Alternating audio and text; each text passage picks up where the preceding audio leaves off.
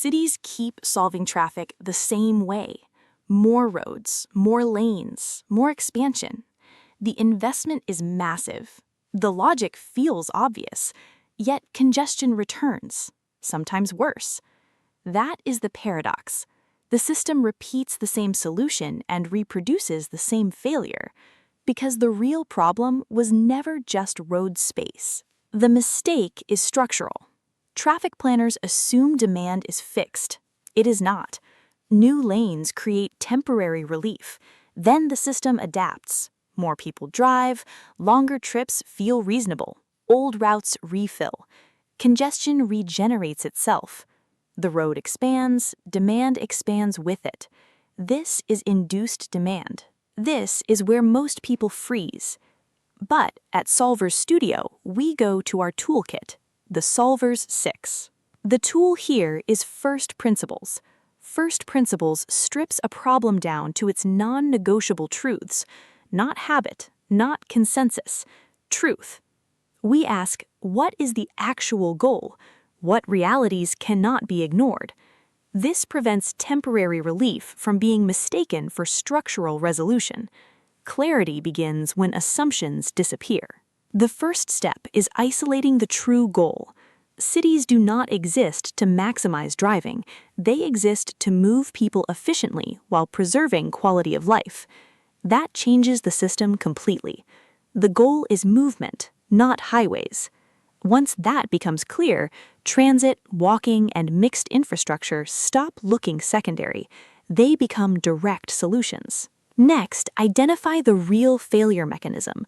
Traffic systems confused capacity with demand, but demand for road space is elastic.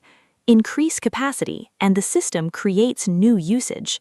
So the solution can no longer be endless expansion. The focus shifts from bigger roads to demand management.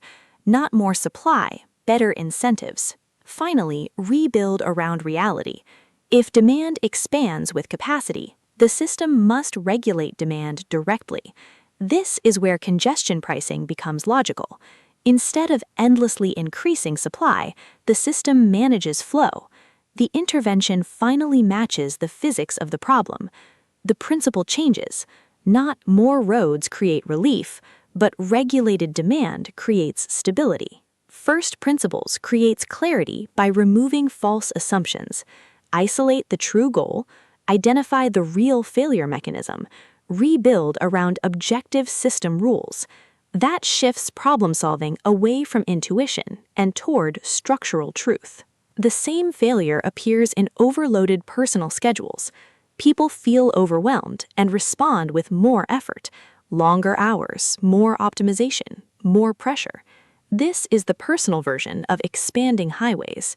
The real issue is uncontrolled demand on limited capacity.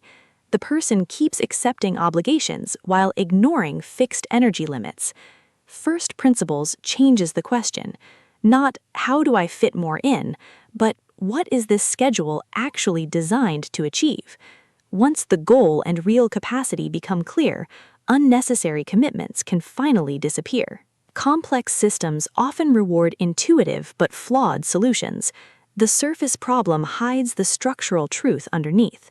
Whether managing a city or a personal workload, the pattern stays the same. When a problem repeats despite effort, the assumptions underneath it must be questioned. Clarity is not optional. It is the foundation of effective action.